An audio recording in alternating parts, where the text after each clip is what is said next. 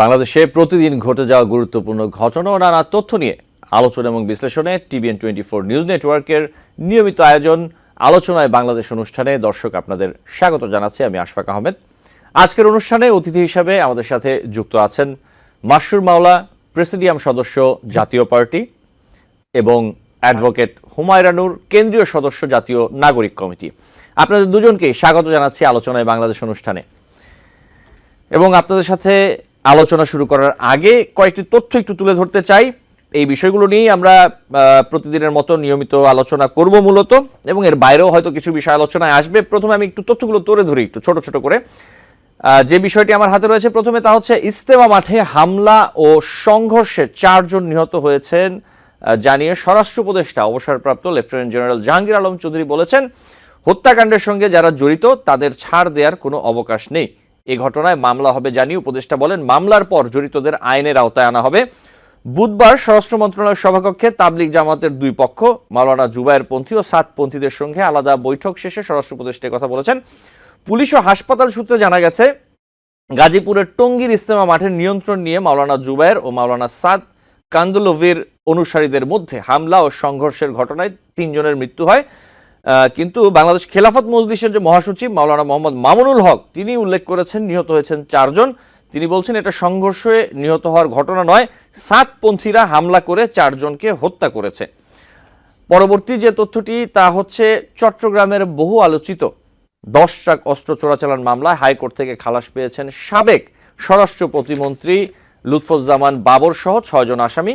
তবে খালাস পেলেও বাবর এখনই মুক্তি পাচ্ছেন না, কারণ একই ঘটনায় দায়ের করা আরেক মামলায় তার দণ্ড বহাল রয়েছে বলে জানিয়েছেন তার আইনজীবী। পরবর্তীতে ছোট করে আরেকটি তথ্য একটু দেই, তা হচ্ছে ক্ষমতাচ্যুত সাবেক প্রধানমন্ত্রী শেখ হাসিনা ও তার পরিবারের সদস্যদের বিরুদ্ধে ওঠা দুর্নীতির যে অভিযোগ, তা অনুসন্ধানের দায়িত্ব বর্তেছে দুর্নীতি দমন কমিশনের 5 সদস্যের একটি দলের উপর। বুধবার দুদকের উপপরিচালক মোহাম্মদ সালাউদ্দিনকে প্রধান করে অনুসন্ধান দল গঠন করার কথা বলেছেন জ্যেষ্ঠ এক কর্মকর্তা। ওই কর্মকর্তা বলেন, এই দল শেখ হাসিনা সহ অন্যদের বিরুদ্ধে ওঠা দুর্নীতির যে 2টি অভিযোগ তা অনুসন্ধান করবে। অনুসন্ধানের সাধারণ নিয়ম অনুযায়ী 60 দিনের মধ্যে এ কাজ শেষ করতে হবে। এবং সবশেষ আরেকটি তথ্য আমি একটু তুলে ধরি বিষয়টা। ইতিহাসের ঘটনা শিরোনামে একটি বিবৃতি প্রকাশ করেছে পররাষ্ট্র মন্ত্রণালয়। বিবৃতিতে বলা হয়েছে, দীর্ঘ সংগ্রাম ও 9 মাসব্যাপী নৃশংস যুদ্ধের মধ্য দিয়ে 1971 সালের 16 ডিসেম্বর বাংলাদেশ একটি সার্বভৌম স্বাধীন দেশ হিসেবে আত্মপ্রকাশ করে। বিবৃতিতে বলা হয়েছে, সেদিনের ঘটনা বর্ণনা করে ভারতের সাবেক পররাষ্ট্র সচিব, কূটনীতিক ও জাতীয় নিরাপত্তা উপদেষ্টা প্রয়াত JN দীক্ষিত তার liberation and beyond Indo Bangladesh relations বইয়ে লিখেছেন, আত্মসমর্পণ অনুষ্ঠানে একটি বড় রাজনৈতিক ভুল ছিল। ভারতীয় সামরিক হাই কমান্ডের যৌথ কমান্ডে বাংলাদেশের কমান্ডার জেনারেল MAG ওসমানীর উপস্থিতি নিশ্চিত করতে ব্যর্থ হওয়া এবং তাকে স্বাক্ষরকারী না করা। তার অনুপস্থিতির ব্যাখ্যায় আনুষ্ঠানিক অজুহাত ছিল তার হেলিকপ্টার উড্ডয়ন করলেও আত্মসমর্পণের সময়সূচির জন্য সময় মতো ঢাকায় পৌঁছাতে পারেনি। কিন্তু সময় মতো ঢাকায় পৌঁছাতে না পারার জন্য তার হেলিকপ্টারটি বিপদগামী করা হয়েছে এবং অনুষ্ঠানের কেন্দ্রবিন্দু ভারতীয় সামরিক কমান্ডারদের দিকে নিবন্ধ করা হয় বলে ব্যাপক সন্দেহ ছিল। এটি দুর্ভাগ্যজনক বিষয় ছিল এবং ভারত এটি এড়াতে পারত। ঘটনাটি বাংলাদেশের রাজনৈতিক মহলে ব্যাপক অসন্তোষের সৃষ্টি করে। আত্মসমর্পণ অনুষ্ঠানে ওসমানীর উপস্থিতি বাংলাদেশের স্বাধীনতার প্রথম দিনগুলোতে ভারত বাংলাদেশ সম্পর্ককে প্রভাবিত করে এমন অনেক রাজনৈতিক ভুল বোঝাবুঝি এড়াতে সহায়তা করতে পারত। এবং সবশেষ পররাষ্ট্র মন্ত্রণালয় বলেছে, 1971 সালে আমরা আমাদের গৌরবময় বিজয় উদযাপন করছি, আমরা সত্যকে উদযাপন করি। এই ছিল কিছু তথ্য। আমি একটু আলোচনায় চলে যেতে চাই একদম সরাসরি। আমি প্রথমে একটু জনাব মাসরুর মাওলা আপনার কাছেই আসি, যে এই বিষয়টি নিয়ে শুরুতে বলছিলাম, বিশ্ব ইজতেমা মাঠের নিয়ন্ত্রণ নিয়ে যেটা বলা হচ্ছে যে 2 গ্রুপের সংঘর্ষ, এবং এই সংঘর্ষে 4 জন মারা গেছেন, নিহত হয়েছেন, এবং আমরা বিভিন্ন বাংলাদেশের গণমাধ্যমে যেটা দেখতে পাচ্ছি যে 50 জন আহত হয়েছেন কম বেশি। কি বলবেন আসলে? নিশ্চয়ই আপনি ঘটনাটা দেখেছেন মাসরুর মাওলা। জি জনাব মাসরুর মাওলা। Thank you. জি জি থ্যাংক ইউ এর জন্য। আসলে কি এটা, এই সিচুয়েশনটা তো আজকে নতুন না, এটা লাস্ট 15-16 ইয়ার্স ধরে ঘটে আসছে। এটা খুব দুঃখজনক, কারণ ইজতেমাতে সারা দুনিয়া থেকে সবাই আসে, প্রতি বছর 1 লাখ 1.5 লাখ মানুষ এখানে অ্যাটেন্ড করে এই একটা ইজতেমা, এই জামাতে। তো সেইখানে এখানে তো আসলে এটা তো আসলে পলিটিক্সের জায়গা না, এটা হলো একটা ধর্মীয় জায়গা। মানে ধর্মীয় একটা উৎসব যেখানে সবাই আসে। তো সেইখানে এই ধরনের পলিটিক্স, নোংরামি, এটা আমাদের জন্য দুঃখজনক। এটার এগেনস্টে গভর্নমেন্ট একটা স্টার্ন একটা অ্যাকশন নেওয়া উচিত এগেনস্ট দিস পিপল, কারা এগুলো করছে, এবং তাদেরকে খুঁজে বের করা উচিত। খুঁজে বের করতে তাদের বিরুদ্ধে দৃষ্টান্তমূলক শাস্তি নেওয়া উচিত, কারণ এটার জন্য মানুষ মারা যাবে। হ্যাঁ, এটা খুব দুঃখজনক। জি, মাসুমুল, আমি আবার আসবো আপনার কাছে। আমি একটু অ্যাডভোকেট হুমায়রা নূর, এই বিষয়ে আপনি যদি একটু কিছু বলতেন। এই ঘটনাটি আসলে আপনি নিশ্চয়ই দেখেছেন। ইজতেমার মাঠে মারামারি, সংঘর্ষ, 4 জনের মৃত্যু, অনেক মানুষ আহত। কি বলবেন এই বিষয়ে আসলে? দেখুন, আম, ইসলাম আসলে একটি শান্তির ধর্ম। একজন মুসলিম হিসেবে প্রথম এবং প্রধান উদ্দেশ্য হওয়া উচিত একজনের যে কিভাবে শান্তি সমাজে শান্তি শৃঙ্খলা নিশ্চিত করা যায়।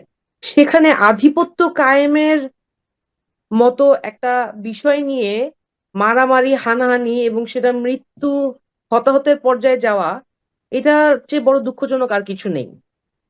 বিশ্ব ইজতেমা বাংলাদেশে বহু যুগ ধরে চলে আসছে, বহু বছর ধরে বাংলাদেশ বিশ্ব ইজতেমা হয়। এখানে শুধু বাংলাদেশিরা না, সারা বিশ্ব থেকে অনেক মানুষ এসে ইজতেমায় অংশগ্রহণ করে।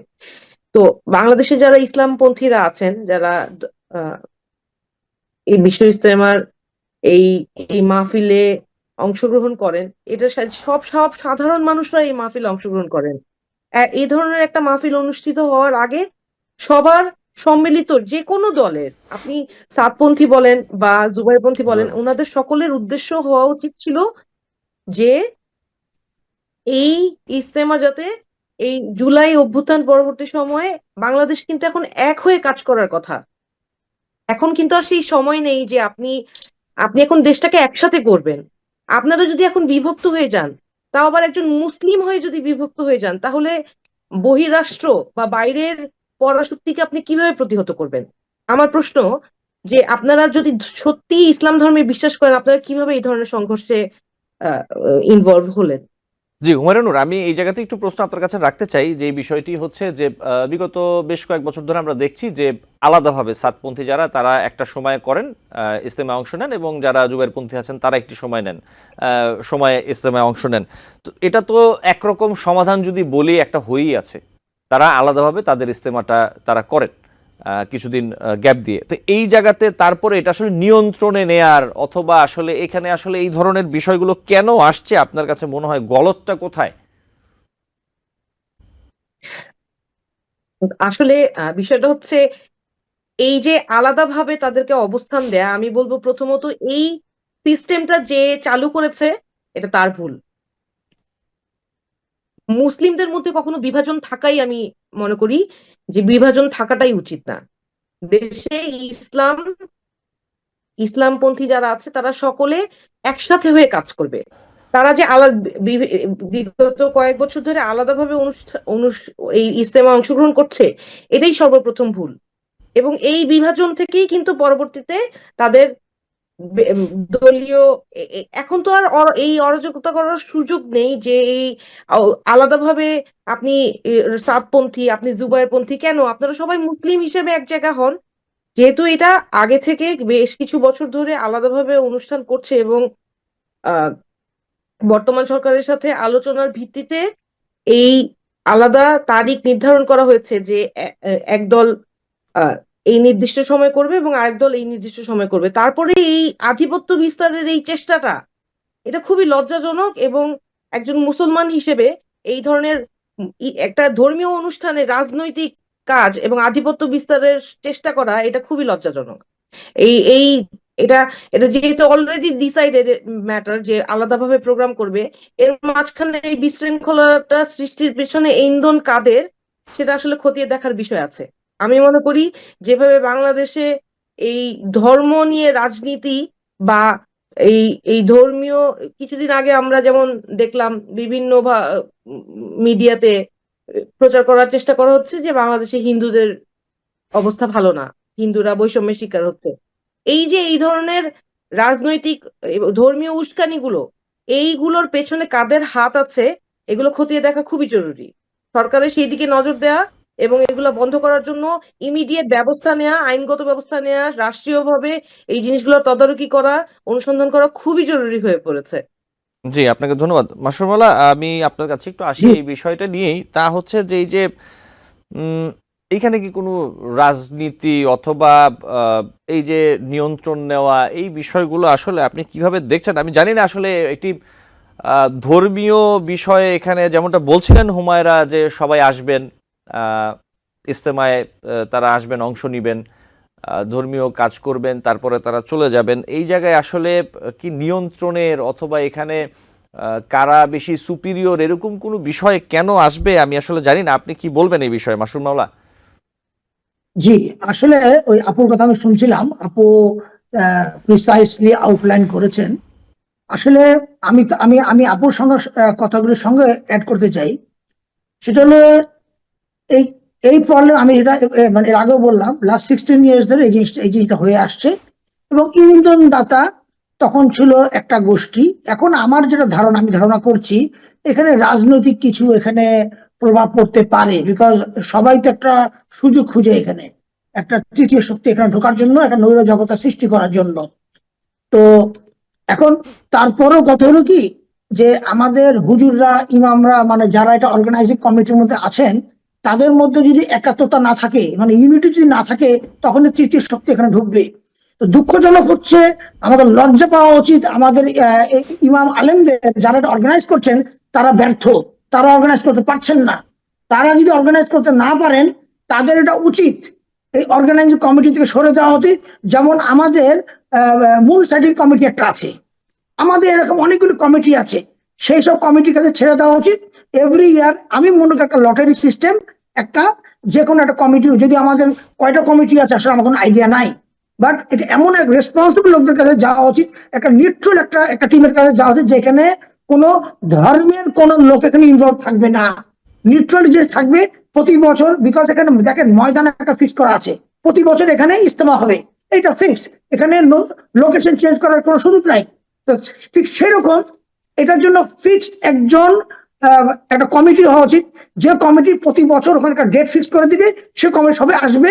এবং ওখানে এবং ইন্টারন্যাশনালি হুজুররা যারা আসেন, তাদের মধ্যে থেকে তারা দোয়া দোয়া খায়, মোনাজাত করেন, আখিরি মোনাজাত করেন, তাদের মধ্যে তারা জি করবে। মাসুম এখানে মাওলা, কেন আপনার ইন্টারনেট অ্যাফেয়ার্স থাকবে?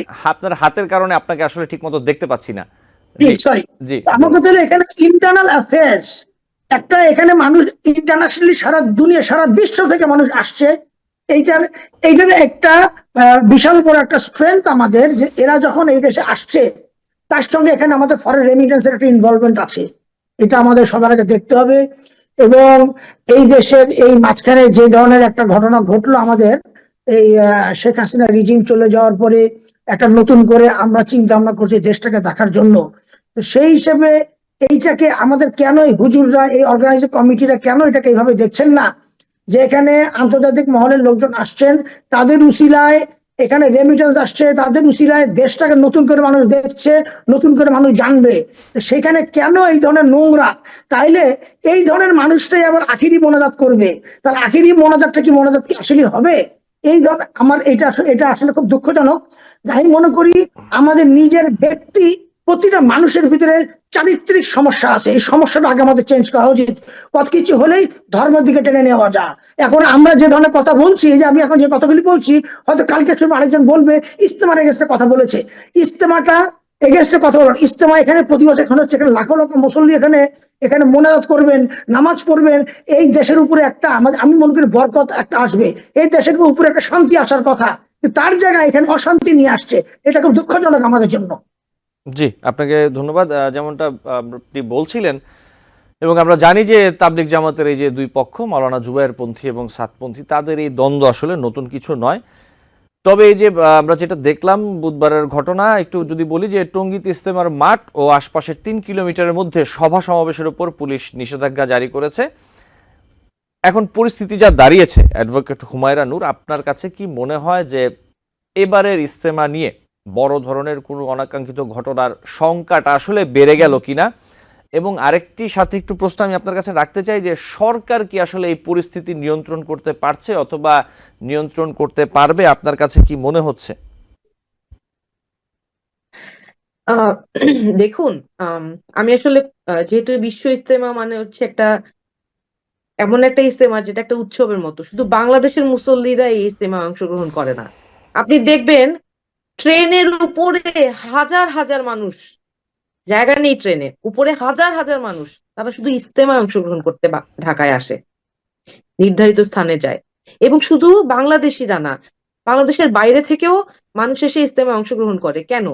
একসাথে সবাই মিলে একসাথে প্রার্থনা করবে, ধর্মীয় উপাসনা করবে, এবং দিন শেষে মোনাজাত যখন হয়, আখেরি মোনাজাত, সেই মোনাজাতে কিন্তু সবাই অংশগ্রহণ করে, নিজের ব্যক্তিগত থেকে শুরু করে দেশের সার্বিক শান্তি উন্নতি কামনা করে।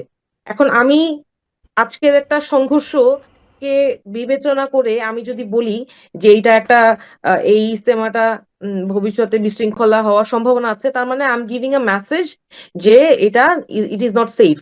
এই মেসেজটা মানুষের কাছে পৌঁছানো কোনোভাবেই ঠিক না। আজকে অলরেডি স্বরাষ্ট্র মন্ত্রণালয় থেকে আহ দুই দুই পক্ষের সাথে বসা হয়েছে এবং স্পষ্ট বক্তব্য দেওয়া হয়েছে যে এই বিশৃঙ্খলার সাথে যারা জড়িত তাদের বিরুদ্ধে আইনগত ব্যবস্থা নেওয়া হবে। যেহেতু আমি একজন আইনজীবী, আমি আইনের প্রতি শ্রদ্ধাশীল এবং আমি বিশ্বাস করি বাংলাদেশের প্রতিটি মানুষ আইনের প্রতি শ্রদ্ধাশীল।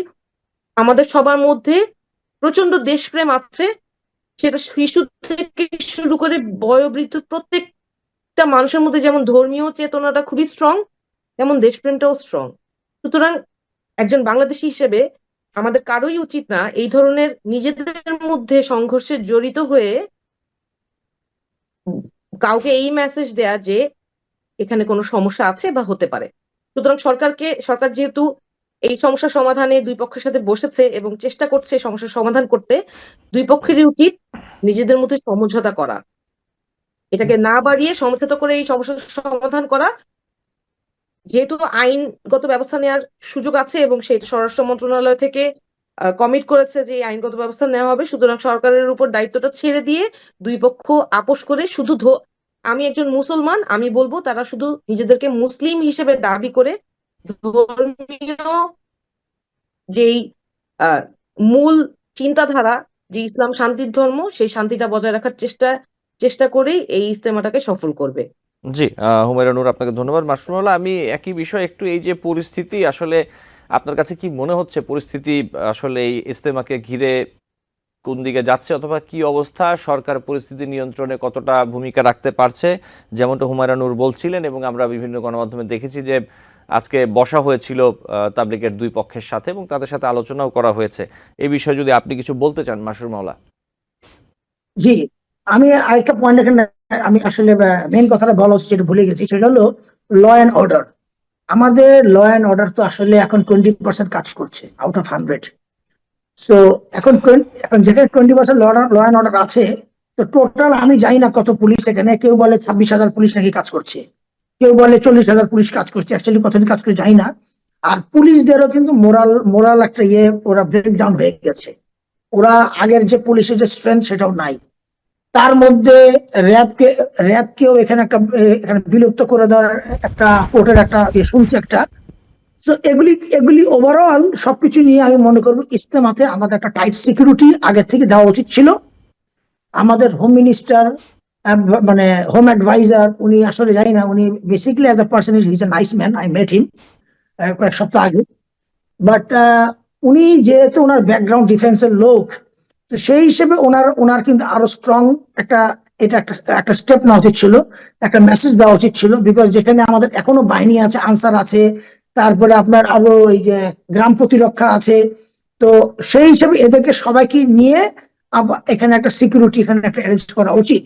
বিকজ ল অ্যান্ড অর্ডার দেশে নাই। কারণ এমনি নর্মালি আমাদের শহরে আপনি দেখবেন এখন প্রত্যেক এলাকায় কিন্তু আমরা কিন্তু যার যার নিরাপত্তার জন্য আমরা কমিউনিটি পুলিশ বের করেছি, আমরা নিজস্ব গেট পর্যন্ত বানিয়েছি, পকেট গেট প্রত্যেকটা রাস্তায় রাস্তায় নিজস্ব, বিকজ পুলিশ নাই। সেখানে ইজতেমাতে এর এই ধরনের ঘটাটা আমি মনে করি আরো নর্মাল, যেহেতু সিকিউরিটি নাই, এটা সবাই জানে, মানে সিকিউরিটি খুবই উইক।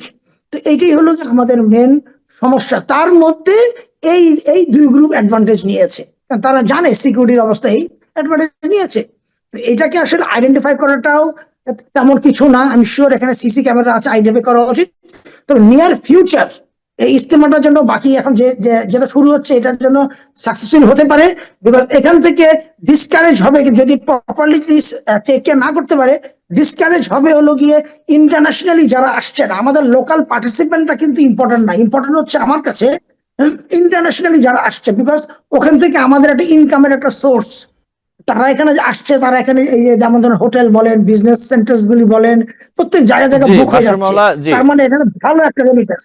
জি এর সাথে অর্থনৈতিক বিষয় জড়িত আছে, বাংলাদেশের রেপুটেশনেরও জি, একটা ব্যাপার রয়েছে, বিশ্ব কিভাবে দেখে এটি একটি বড় অফকোর্স বিষয়। এই জন্যই বলছি যে এটা জি করলে এরা ডিসকারেজ হবে। ডিসকারেজ যদি হয়, এরা আস্তে আস্তে আসা বন্ধ হবে, তখন দেখা যাবে ওই ডোমেস্টিক ইস্তেমা হয়ে গেছে। তা আমরা ডোমেস্টিক ইস্তেমা চাই না, আমরা চাই ইন্টারন্যাশনাল ইস্তেমা। এটা জি মাসুর মাওলা, আপনাকে ধন্যবাদ। আমাকে একটি বিরতি নিতে হবে, বিরতি থেকে ফিরে আপনাদের সাথে আলোচনা চালিয়ে যাব। দর্শক, আলোচনায় বাংলাদেশ অনুষ্ঠানে নিচ্ছি ছোট্ট একটি বিরতি, সাথে থাকবেন।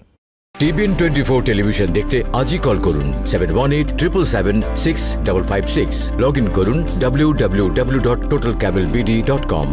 দর্শক, আলোচনায় বাংলাদেশ অনুষ্ঠানে আপনাদের আবারও স্বাগত জানাচ্ছি। আমাদের সাথে আছেন আজকে দুজন অতিথি, মাসুর মাওলা এবং অ্যাডভোকেট হুমায়রা নূর। আপনাদের দুজনকে আবারও স্বাগত জানাচ্ছি। আমি একটু অ্যাডভোকেট হুমায়রা নূর আপনার কাছে আসতে চাই, যে বিষয়টি নিয়ে আপনি নিশ্চয়ই দেখেছেন যে চট্টগ্রামের যে বহুল আলোচিত 10 ট্রাক অস্ত্র চোরাচালান মামলা, সেটাতে হাইকোর্ট থেকে খালাস পেয়েছেন সাবেক স্বরাষ্ট্র প্রতিমন্ত্রী লুৎফুজ্জামান বাবর এবং সহ 6 জন খালাস পেয়েছেন। এই বিষয়টি, আপনি একজন আইনজীবী, এই বিষয়ে আপনি যদি একটু বলতেন আমাদের, বিষয়টি কিভাবে দেখছেন, এই ব্যাপারে যদি আপনি কিছু বলতে চান, যদিও আদালতের বিষয়, আইনজীবী হিসেবে আপনি যদি এই বিষয়ে কিছু বলতে চান। দেখুন, আজকে যে রায়টা হলো সেটা হচ্ছে ডেট রেফারেন্সের মামলা। প্রাক্তন স্বরাষ্ট্রমন্ত্রী লুৎফুজ্জামান বাবরকে মৃত্যুদণ্ডের যে আদেশ, সে আদেশ থেকে খালাস দেওয়া হয়েছে, কিন্তু উনি এখনো জামিন পাবেন না, কারণ উনার বিরুদ্ধে যে দণ্ডাদেশ আছে সেটা বহাল আছে। সুতরাং ওনার যে কারাভোগের সময়টুকু সেটা হয়তো যতক্ষণ উনি সেখান থেকে এক্সেমশন পাচ্ছেন ততক্ষণ পর্যন্ত হয়তো ওনার জামিনের সুযোগ নেই। এটা হচ্ছে আইনি ব্যাখ্যা। আর এর বাইরে আমি যেটা বলবো সেটা হচ্ছে আহ রাষ্ট্রযন্ত্রকে বিগত 16 বছর ধরে, 15 বছরের অতিরিক্ত সময় ধরে রাজনীতিকরণ করা হয়েছে। একটা বিচার ব্যবস্থা যখন প্রপার আইনগতভাবে না চলে, আপনি দেখেন বিভিন্ন মামলায় যে আইনি ব্যবস্থা, সেই আইনি ব্যবস্থাটা সুষ্ঠুভাবে পরিচালনা না করে শুধু রাজনৈতিকীকরণ করা হয়েছে। এই কারণে গণমানুষের কিন্তু আস্থা নেই প্রাক্তন সরকারের যেই দায়ের করা বিভিন্ন মামলা এবং সেগুলোর যে রায়, এই মামলার রায়গুলোর উপর গণমানুষের আস্থা নেই। গণমানুষের আস্থা যদি থাকতো, অ্যাডভোকেট হুমায়রা নূর, গণমানুষের এই শাসক। অ্যাডভোকেট, আমি একটু মাঝখানে একটু প্রশ্ন রাখি, দুঃখিত আপনাকে থামাতে হলো, যে বিগত সময়ে যেটা, সেটা তো আপনি বলছেনই, গত 3-4 মাসে অন্তর্বর্তীকালীন সরকার দায়িত্ব নেওয়ার পর আমরা আদালতের যে কার্যক্রম এবং সবকিছু দেখতে পাচ্ছি, আপনার মনে হচ্ছে যে এতে দেশের মানুষ আস্থা ফিরে পাচ্ছে?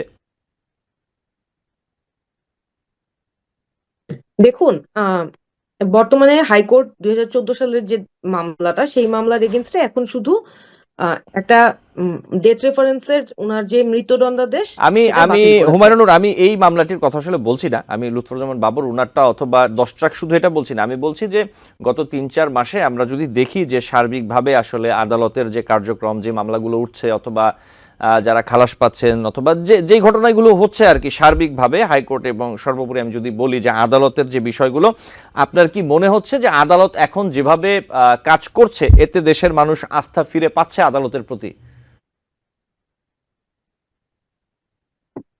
আচ্ছা, তো বিগত 16 বছর ধরে আদালত বেশ কিছু অনিয়মের মধ্য দিয়ে আজকের এই অবস্থানে এসেছে। আপনার কোনো রাষ্ট্র ব্যবস্থার কোনো জায়গায় কিন্তু ওভারনাইট সংস্কার সম্ভব না। মানুষের আস্থাটাও ওভারনাইট ফিরে আসবে না। সুতরাং এখন যে যখন সরকারে থাকে তখন তারা এই বিচার ব্যবস্থাকে প্রভাবিত করে, এই প্রভাব থেকে বের হয়ে আসতে হবে। এটাই সাধারণ মানুষের আশা। আইনজীবী হিসেবে আপনার রাষ্ট্রের কাছে সাধারণ মানুষের এটাই আশা, এবং আইনজীবী হিসেবে আমিও আমার এই আশাটাই ব্যক্ত করছি যে রাষ্ট্র ব্যবস্থাকে যেন কোনো রাজনৈতিক দল ব্যবহার করতে না পারে। আইনের শাসন যাতে সুষ্ঠু আইনের শাসন যাতে প্রতিষ্ঠিত হয়, সেজন্য আইনকে আইনের মতো চলতে দিতে হবে।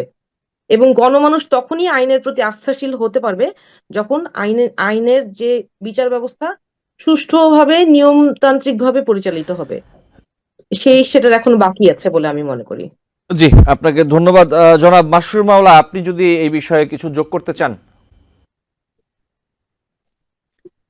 জি, আমি একটু জুডিশিয়ারি নিয়ে একটা কথা বলতে চাই।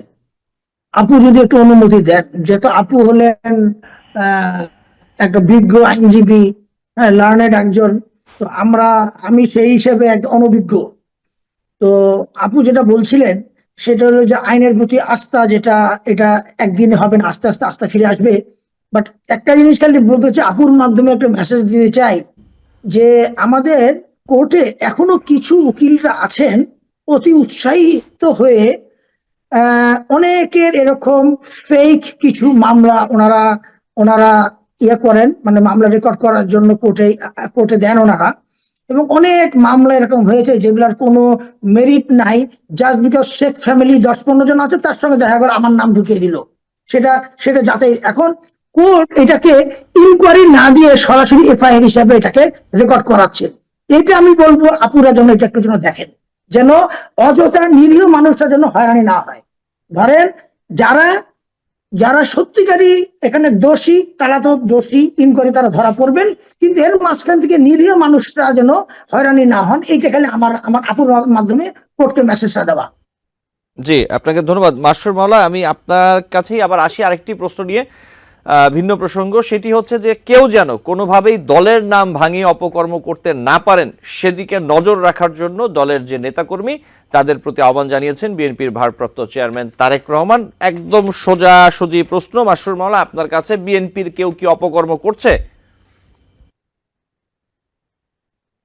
জনাব মাসরুর মাওলা। দেখেন, আমি সরাসরি, জি, থ্যাংক ইউ, আমি সরাসরি আসলে বিএনপির নাম আমি তুলতে চাই না, বাট এটুকু বলতে চাই যে এখনো কিন্তু আমরা শুনতে পারছি যেটা শেখ হাসিনার আমলে যেটা হয়েছে, এই ধরেন মামলা মোকদ্দমা সম্পত্তি লুটপাট, ঠিক একই জিনিস কিন্তু আবার আমরা শুনছি, একই রিপিটেশন। তো সেই হিসেবে তারেক রহমান সাহেব উনি উনি যে মেসেজটা দিয়েছেন সেটা উনি ঠিক উপযুক্ত মেসেজই দিয়েছেন, কিন্তু আমি জানি না এইটা কতখানি কার্যকারিতা হবে। বিকজ সবার ভিতরে একটা জিনিস আছে, 16 বছর ছিলাম ক্ষুধার্ত, এখন আমার পেট ভরতে হবে। তো এখান থেকে সরে আসতে হবে, কারণ জনগণ কিন্তু দেখছে। আলটিমেটলি জনগণের কাছেই কিন্তু আপনাদের ভোট চেতে হবে, যেহেতু আপনারা চাচ্ছেন রিফর্ম, সংস্কার চাচ্ছেন, যে অ্যাকচুয়াল ব্যালটের মাধ্যমে যেন ভোট হয়, জেনুইন ভোটাররা গিয়ে যেন ভোট যেন কাজ করতে পারেন। তো সেটাই যদি চান, জনগণের ভোট যদি চান, আমার ভোট যদি চান, আমি জাতীয় পার্টি করি বলে যে আমি আপনাকে ভোট দেবো না, নট নেসেসারি, আমি আপনাকে কিন্তু ভোট দিতে পারি। বিকজ আমি আমার দল করি বলে আমার দলকে ভোট দিব, নট নেসেসারি। আমার চিন্তা আমরা হলো ভোট দিব যাকে খুশি তাকে না, ভোট দিব উপযুক্ত লোককে, যাকে আমি মনে করি সেফ সিকিউর, যে আমাকে প্রোটেকশন দিতে পারবে। তো আমি যদি এখন আমার এলাকায় আমার ক্যান্ডিডেট, আমার এলাকায় যদি এখন জাতীয় পার্টির দুর্বল ক্যান্ডিডেট, যদি বিএনপির ভালো ক্যান্ডিডেট দেখি, আমি এমন হতে পারি বিএনপিকে ভোট দিতে পারি, কোন ঠিক নাই। এখন নট নেসেসারি আমি আমার দল করি বলে। তো সেই জন্য আমি বলবো যে বিএনপি নেতা কর্মীদেরকে বলবো, এবং তারেক রহমান উনি যেটা সিদ্ধান্ত নিয়েছেন ভালো সিদ্ধান্ত নিয়েছেন, তবে এখান থেকে শিক্ষা নেওয়া উচিত। যা করেছে, 16 বছর পর আওয়ামী লীগকে পালিয়ে যেতে হয়েছে, এমন যেন কোনো ঘটনা না ঘটে বিএনপির বেলায়। এটি আমার রিকোয়েস্ট, যেন এই ধরনের ক্রাইম যেগুলো শুনছি আমরা, এগুলো যেন বন্ধ হয়। জি, জনাব মাসরুর মাওলা, আপনি অনেক উদার কথা বলেছেন যে আপনি জাতীয় পার্টির রাজনীতি করলেও অন্য রাজনৈতিক দলকেও হয়তো ভোট দিতে পারেন। আমি একটু অ্যাডভোকেট হুমায়রা নূর আপনার কাছে আসতে চাই একই বিষয় নিয়ে। আসলে যে বিএনপির ভারপ্রাপ্ত চেয়ারম্যান যে কথাটি বলেছেন, এটি আসলে প্রশ্ন করা, আসলে আমরা চারদিকে যে অভিযোগ নানা কিছু শুনতে পাচ্ছি, আপনিও নিশ্চয়ই দেখছেন, বিভিন্ন গণমাধ্যমে আসছে, দখল, চাঁদাবাজি, নিয়ন্ত্রণ, নানা রকম অভিযোগ আমরা দেখতে পাচ্ছি। মামলা হচ্ছে, বিএনপির পক্ষ থেকেও ব্যবস্থা নেওয়া হচ্ছে, বিভিন্ন কমিটি বাতিল করা হচ্ছে, ব্যক্তিকে পদ থেকে বাতিল করা হচ্ছে।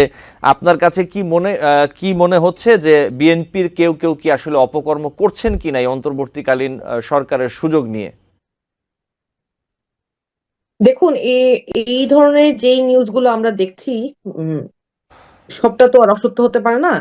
আর এর অসত্য হলে তারেক রহমান এই ধরনের সিদ্ধান্ত বা এই ধরনের একটা মেসেজ সবার কাছে দিতেন না। সুতরাং ঘটনার কিছু তো সত্যতা অবশ্যই আছে। তো জি বাংলাদেশের মানুষ যে বোকা না, এইটা এখন সব রাজনৈতিক দলেরই বুঝে নেওয়া উচিত। জি বিগত অ্যাডভোকেট সরকার 16 বছর অ্যাডভোকেট বুঝে নেওয়া হুমায়ুন, উচিত, আমি কারণ এই জায়গায় একটু প্রশ্ন রাখি আপনার কাছে, দুঃখিত আবারও থামালাম।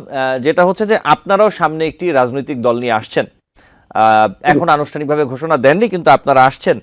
আপনারা এই বিষয়গুলো আসলে সামলানোর জন্য অথবা এই ধরনের ব্যাপার যেন না হয়, আপনারা আসলে কি ধরনের প্রিকশন নিচ্ছেন অথবা আপনারা কি পরিকল্পনা করছেন একটু বলবেন? যেহেতু আপনারা নতুন আসছেন, আপনাদের নিশ্চয়ই কোনো ব্যতিক্রম পরিকল্পনা অথবা কোনো চিন্তা ভাবনা থাকতে পারে, যাতে আপনাদের রাজনৈতিক দল যখন হবে সেখান থেকে যাতে এই ধরনের কেউ দুর্নীতির সাথে জড়িয়ে না পড়েন অথবা কোনো চাঁদাবাজি অথবা নানা রকম যেগুলো বেআইনি কাজ আছে সেগুলোর সাথে যুক্ত না হন। এই ব্যাপারে আসলে আপনারা কি পরিকল্পনা নিয়েছেন? নীতিগত সিদ্ধান্ত তো অনেক কিছুই থাকে বইয়ে, কিন্তু আসলে বাস্তবিক প্রয়োগের ক্ষেত্রে আপনারা আসলে কি করবেন, কি প্ল্যান করেছেন? দেখুন, জাতীয় নাগরিক কমিটি বারবার করে একটা মেসেজ দিচ্ছে যে এই ছাত্র জনতার আহ, যেই অংশগ্রহণে, সারা দেশের আপামর জনতার অংশগ্রহণে যে জুলাই অভ্যুত্থান, সেটার মেইন স্পিরিটটা কি ছিল? রাষ্ট্রযন্ত্রকে কোনো রাজনৈতিক দল যাতে ব্যবহার করতে না পারে, এবং সেই একই চিন্তা চেতনা থেকে আমাদের যে দলীয়ভাবে আমরা রাজনীতিতে আসার যে চিন্তা করছি, সেটার কারণ একটাই, জনমানুষের যেই আহ, যেই আশা, সেটা বাস্তবায়ন করা। এই পর্যন্ত আমরা যত রাজনৈতিক দলের উপর বাংলাদেশের মানুষ আস্থা রেখেছে, তাদের তাদের কাছ থেকে আমরা আশাহত হয়েছি কম বেশি। সেটা সুযোগ যাতে না পায়, সেইটার জন্য জাতীয় নাগরিক কমিটি থেকে বারবার বারবার এই মেসেজটা দেওয়া হয়েছে যে বাংলাদেশের জনতা আর কখনোই এই দুর্নীতি, এই রাষ্ট্রযন্ত্রকে ব্যবহার করে ব্যক্তিগত স্বার্থ উদ্ধার করা, এই এই অর্থ পাচার, এই এই এগুলো সহ্য করবে না। এবং আমরা বলেছি যে আগে সংস্কার, তারপর নির্বাচন। জি, আপনাকে ধন্যবাদ এটার কারণ হুমায়ুন। হচ্ছে বাংলাদেশের জি জি জি, না আপনাকে ধন্যবাদ। আমি আবারও আসবো আপনার কাছে, মাসুর মাওলার কাছে আমি একটু আসতে চাই। জনাব মাসুর মাওলা, হুমায়রানুর যেমনটা বলছিলেন, আমি আসলে যেই আলোচনা করছিলাম একটু অন্যদিকে যেতে হলো, কথা প্রসঙ্গে আসলে চলে আসলাম এবং আমার মনে হচ্ছে যে এই আলোচনাগুলো একটু করা দরকার। মাসুর মাওলা, যেমনটা হুমায়রানুর বলছিলেন, আমি ওনাকে যেটি জিজ্ঞেস করেছিলাম, আসলে যারা রাজনীতিক আপনারা আছেন, রাজনীতি করছেন, এখানে কি ব্যক্তিগত কোনো স্বার্থই আসলে নেই, পুরোটাই কি জনসেবার জন্য? এই প্রশ্নটা আসলে সাধারণ মানুষের মনে অনেক সময় জাগে। যদি পুরোটাই সাধারণ মানুষের জন্য হয়, কোনো কি ব্যক্তি স্বার্থ থাকে না যারা রাজনীতি করেন, যারা জনপ্রতিনিধিত্ব করতে চান? একটু বলবেন মাসুর মাওলা। যে আসলে হ্যাঁ, কথাটা ঠিক বলেছেন। এখানে রাজনীতিবিদ এখানে দুই ধরনের আছে। একজন হচ্ছে জেনুইন ডাইহার্ড, দেশকে সার্ভিস দেওয়ার জন্য, যারা প্যাট্রিয়টস কান্ট্রির জন্য, তারা তারা কিন্তু কোনো স্বার্থ দিকে দেখবে না, তারা দেশকে সেবা দিয়ে যাবে। আরেকটা মহল আছে, তারা তারা যেমন ধরুন ব্যবসায়ী, দেখবেন কিছু ব্যবসায়ী আছে, তারা আসে এখানে ইনভেস্ট করেন, যেটাকে ইনভেস্ট করলাম তার ট্রিপল টাইমস আমি তুলতে পারি এবং তার বিজনেস, তার ব্যবসাটাকে সে আরো এক্সপ্যান্ড করতে পারে, এই যে তার রাজনীতি করে। তো এই দুই ধরনের ইয়ে আছে। তো এখানে আমি বলবো, আবার কিছু মানুষ আছে যাদের কোনো ব্যবসা বাণিজ্য না, রাজনীতি তাদের ব্যবসা। রাজনীতি করে দেখবেন অনেক নেতা, আওয়ামী লীগে দেখবেন, বিএনপি দেখবেন, আমার জাতীয় পার্টিতেও আছে, তারা আপনার রাজনীতি করেই তারা কিন্তু রাজনীতি ইজ দেয়ার বিজনেস, তাদের আরো আর অন্য কোনো ইনকাম নাই। তো সেই ধরনের লোক যদি আমাদের প্রত্যেক দলে থাকে, তাহলে দেশ কোনো উন্নতি হবে না। এই জন্য আমাদের প্রত্যেকটা দলের উচিত ওই ধরনের লোককে নমিনেশন এবার দেওয়া উচিত, যারা যারা ব্যবসাও আছে, রাজনীতিও চায়। এখন আমাকে ধরো ওই এক সাইড দেখলে হবে না। যেমন আপনার তো নিজে, আমরা সবাই জানি রাজনীতির মধ্যে এখন দেখা গেছে বেশিরভাগই ব্যবসায়ী ঢুকে গেছে। আবার দেখা গেছে কিছু লোকজন আছে শুধু শুধু রাজনীতি করেন আর তার আর কোনো ইনকামই নাই। তো এই জিনিসগুলি আমাদের লক্ষ্য রাখতে হবে, তাহলেই দেশ উন্নতি হবে। না হলে আমরা যতই ভেজর ভেজর করি না কেন, যতই বড় বড় কথা, নৈতিক কথা, হ্যাঁ মানে মানে নীতিবান কথা আমরা বলি না কেন, এন্ড অফ দ্য ডে দেখবেন ওই ঘুরে ফিরে ওই আমাদের চেনা মুখ যেগুলো 15 বছর আগে দেখেছেন, ওরাই আবার আসছে। এই এই লোকগুলি আবার দেশ চালাবে, এই লোকগুলি আবার ক্রাইম করবে, এই এই লোকগুলির কাছেই কি আমাদের ফাইল নিয়ে দৌড়াতে হবে। এন্ড রেজাল্ট কি? সাধারণ জনগণ কিন্তু কোনো বেনিফিটেড হয় না এগুলাতে। বেনিফিটেড হয় কারা? যারা দলে আসছে। এখন যেমন উচিত তারেক রহমান সাহেব বলবো, বিএনপি জাতীয় পার্টিকে বলবো, অন্যান্য দল যারা আছে, ইভেন নাগরিক ঐক্য যারা যারা আছে, বৈষম্য ছাত্র আন্দোলন যারা আছে, এদেরও এখন আমি মনে করি আগামী দিনে যদি এরা নির্বাচন করতে চায়, এদের প্রপার্টির হিসাব সবার আগে সবার আগে ওইভাবে স্ক্রিনিং করা উচিত। বিকজ অনেকে আছে না, ইলেকশনের আগে, নমিনেশন আগে ওই একটা সম্পত্তির বিবরণী দেয়, নাম টপস একটা দেয়। অ্যাকচুয়ালি এগুলোকে আগে আমাদের দেখতে হবে। এগুলো মনিটর যদি করতে পারে, তাদের ব্যাংক স্টেটমেন্ট যদি মনিটর করতে পারে, বা যেমন যারা যারা এবার ইলেকশন করবে তাদেরকে বলা উচিত যে তোমার মিনিমাম এতগুলোর বেশি অ্যাকাউন্ট থাকা উচিত না। যে অ্যাকাউন্ট গুলো 24 আওয়ার্স মনিটর হবে, এটার জন্য আলাদা একটা সেল হবে যে কত টাকা ঢুকছে, তার বউয়ের কটা অ্যাকাউন্ট আছে, সন্তানদের কটা অ্যাকাউন্ট আছে, এগুলাকে আমাদের জানতে হবে। তাহলেই দেশের উন্নতি হবে। না হলে আপনি যত রিফর্ম করেন না কেন, ঘুরে ফিরে একই লোকই আসছে। সো এতে আমরা কোনো পাবো না। জি মাসরুর মোল্লা, আপনাকে আমাদের ধন্যবাদ। বন্ধুরা- জি আপনাকে ধন্যবাদ। আমি একটু অ্যাডভোকেট হুমায়ুন নূর আপনার কাছে একটু যাই, যে বিষয়টি নিয়ে আমাদের সময় আসলে কম। যেটা হচ্ছে যে নিশ্চয়ই দেখেছেন যে ইস্ট ওয়েস্ট ইউনিভার্সিটির শিক্ষার্থী তাজবির হোসেন শিহান ও আমেরিকান ইন্টারন্যাশনাল ইউনিভার্সিটির মোহাম্মদ সীমান্ত হত্যার বিচারের দাবিতে রাজধানীর রামপুরা ব্রিজে বিক্ষোভ করেছেন শিক্ষার্থীরা, এবং বিক্ষোভ শেষে তারা মশাল মিছিলও করেছেন, এবং এতে অন্যান্য বিশ্ববিদ্যালয়ের শিক্ষার্থীরা অংশ নিয়েছেন। এই সমাবেশে ইস্ট ওয়েস্ট ইউনিভার্সিটির এক শিক্ষার্থী বলেছেন, সারা দেশে শিক্ষার্থীদের নিরাপত্তা নেই, বিভিন্ন স্থানে শিক্ষার্থীদের তুলে নেয়ার হুমকি আসছে, আইন শৃঙ্খলা বাহিনী এখনো শিক্ষার্থীদের নিরাপত্তা নিশ্চিত করতে পারেনি। শিক্ষার্থীদের তুলে নেয়ার হুমকি আসছে এবং নিরাপত্তা নেই, এই বিষয়টি আসলে আপনি কিভাবে দেখছেন যে অভিযোগ শিক্ষার্থীরা করছে, অ্যাডভোকেট হুমায়ুন নূর? আসলে একটু আগে মাসরুর মোল্লা ভাই বলছিলেন যে দেশে আইন শৃঙ্খলার অবস্থা ভালো না। এটা একটা বড় কনসার্নের বিষয়। পুলিশের বক্তব্য দিচ্ছিলেন যে পুলিশ এখনো অ্যাক্টিভ রোল প্লে করছে না। সামরিক বাহিনী আমাদেরকে অনেকটা সহায়তা করার চেষ্টা করছে, বাট এখনো বিচ্ছিন্নভাবে সারা দেশে আইন শৃঙ্খলার অবস্থা আমরা নিউজগুলো যা পাচ্ছি এগুলো ভালো পাচ্ছি না। এইটা ঠিক করতে হবে। পুলিশের বিষয়ে আমি বলতে চাই যে পুলিশ বিগত 16 বছর ধরে, 15 বছর অতিরিক্ত সময় ধরে ওরা চাকরিতে শুধু এটা দেশের চাকরি করেনি, একটা স্পেসিফিক রাজনৈতিক দলের দাবিদারি করেছে। কারণ তারা তো চাকরিচ্যুত হয় নাই। তাদেরকে যখন গুলি করার অর্ডার দিল, তারা তখন যদি সামষ্টিকভাবে বলতো যে না, আমরা সাধারণ মানুষের প্রোটেকশনের জন্য আছি, আমরা কোন একটা রাজনৈতিক দলের অর্ডার আমরা পালন করে মানুষকে এভাবে নির্বিচারে গুলি করে মারবো না, তাহলে মানুষ তাদের উপর ক্ষিপ্ত হতো না। আজকে তাদের মোরালস নষ্ট হয়েছে বলে তারা অ্যাক্টিভ রোল প্লে করবে না। তাদের তো চাকরি চায় নাই। পুলিশের রুলস আছে, তারা তাদের দেশের প্রতি যে দায়িত্ব আছে সেই দায়িত্বটা পালন করুক। দেশের তাদের যার যার জায়গা থেকে সে যদি তার দায়িত্ব পালন করে, সুষ্ঠু আইন শৃঙ্খলা অবস্থা উন্নতি হবে। হ্যাঁ, এখন যেহেতু এখনো রিফর্ম ঠিক মতো হয়নি, পুলিশের রোল অ্যাক্টিভ না, সুতরাং সামরিক বাহিনীকে সঙ্গে নিয়ে বর্তমান সরকারের উচিত এই আইন শৃঙ্খলাকে আরো শক্তভাবে আইন শৃঙ্খলা অবস্থা উন্নয়ন করা, এবং সামগ্রিকভাবে শুধু ছাত্ররা না এবং সারা দেশের মানুষের যেই সকলে নিরাপত্তা নিশ্চিত করা, আসলে করার ব্যাপারটা এনশিওর করা। জি আপনাকে ধন্যবাদ অ্যাডভোকেট হুমায়ুন নূর, এবং মাসরুর মাওলা আপনাকে অনেক ধন্যবাদ। আমাদের সময় আজকে শেষ। জনাব মাসরুর মাওলা, নিশ্চয়ই অন্য কোনো দিন আপনার সাথে এবং হুমায়ুন নূর আপনার সাথেও কথা হবে। আমাদের দর্শক আপনাদের মূল্যবান মতামত শুনতে পারবেন। ভালো থাকবেন দর্শক। আলোচনায় বাংলাদেশ অনুষ্ঠানে আজ এই পর্যন্তই। পরবর্তী অনুষ্ঠান দেখার আমন্ত্রণ জানিয়ে বিদায় নিচ্ছি।